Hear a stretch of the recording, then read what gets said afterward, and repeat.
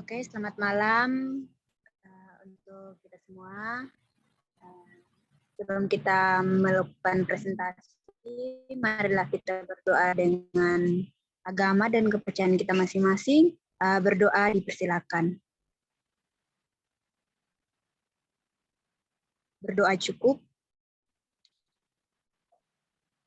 Oke, kami dari kelompok 3 akan membahas tentang penyediaan pangan sehat dan perbaikan gizi di sekolah. Kami terdiri dari 4 orang. Yang pertama itu saya sendiri, Febriani Novita Mone. Yang kedua, Febri Kerambua Sapodang. Yang ketiga, Grace Agustini Pertibora. Dan yang terakhir ada Intania Restu Aulia. Nah, silakan untuk slide 1 dibacakan oleh Febri Ke.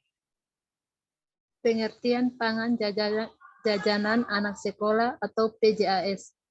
Pengertian pangan jajanan anak sekolah atau PJAS merupakan pangan olahan dari industri pangan atau pangan siap saji, yaitu makanan atau minuman dari hasil proses dengan cara atau metode tertentu untuk langsung disajikan dan dijual untuk dikonsumsi tanpa proses pengolahan lebih lanjut.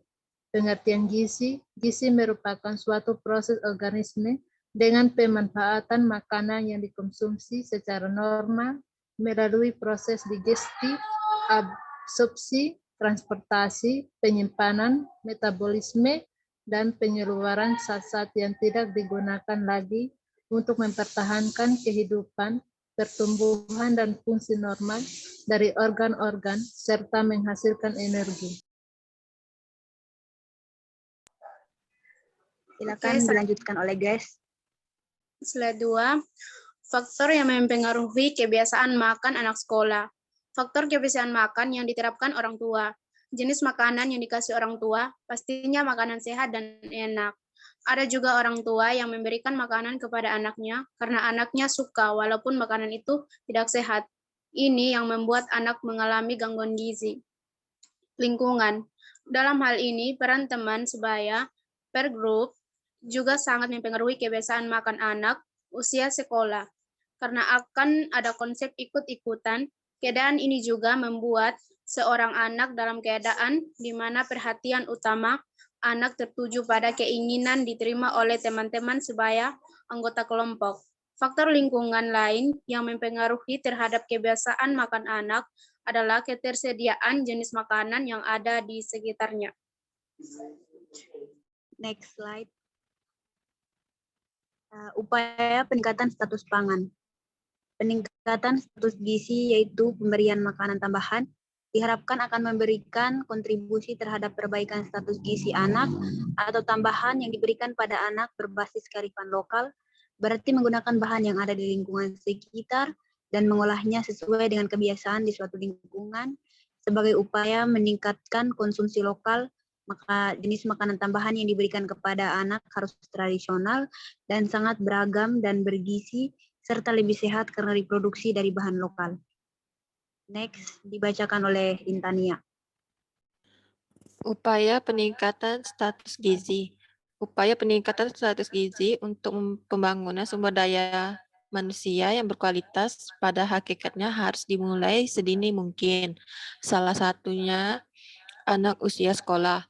Anak sekolah dasar merupakan sasaran strategis dalam perbaikan gizi masyarakat. Hal ini menjadi penting karena anak sekolah merupakan generasi penerus tumpuan bangsa sehingga perlu dipersiapkan dengan baik kualitasnya. Anak sekolah sedang mengalami pertumbuhan secara fisik dan mental yang sangat diperlukan guna menunjang kehidupannya di masa mendatang. Guna mendukung keadaan tersebut di atas, anak sekolah memerlukan kondisi tubuh yang optimal dan bugar, sehingga memerlukan status gizi yang baik. Silakan Ike untuk membacakan bagian kesimpulannya. Kesimpulan, pengertian pangan jajanan anak sekolah atau PJAS merupakan pangan olahan dari industri, pangan atau pangan siap saji, yaitu makanan atau minuman dari lokal. Gizi merupakan suatu proses organisme dengan pemanfaatan makanan yang dikonsumsi secara normal melalui proses digesti, absorpsi, transportasi, penyimpanan, metabolisme, dan pengeluaran zat-zat yang tidak digunakan lagi untuk mempertahankan kehidupan, pertumbuhan dan fungsi normal dari organ-organ serta menghasilkan energi. Revitalisasi pemberian makanan tambahan anak sekolah berbasis kearifan lokal diperlukan untuk mengatasi masalah gizi yang terjadi pada anak sekolah, tidak hanya ditunjukkan bagi daerah miskin, tetapi juga perlu dilakukan di seluruh sekolah dasar, sehingga status gizi dan kesehatan anak dapat terjamin. Integrasi pendidikan gizi berbasis kearifan lokal dapat dijadikan dalam alternatif dalam upaya meningkatkan pengetahuan anak mengenai gizi dan kesehatan.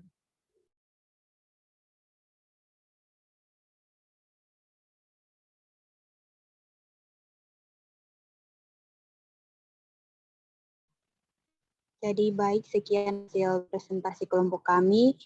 Jika ada kesalahan dalam tulisan atau perkataan kami mohon maaf dan terima kasih.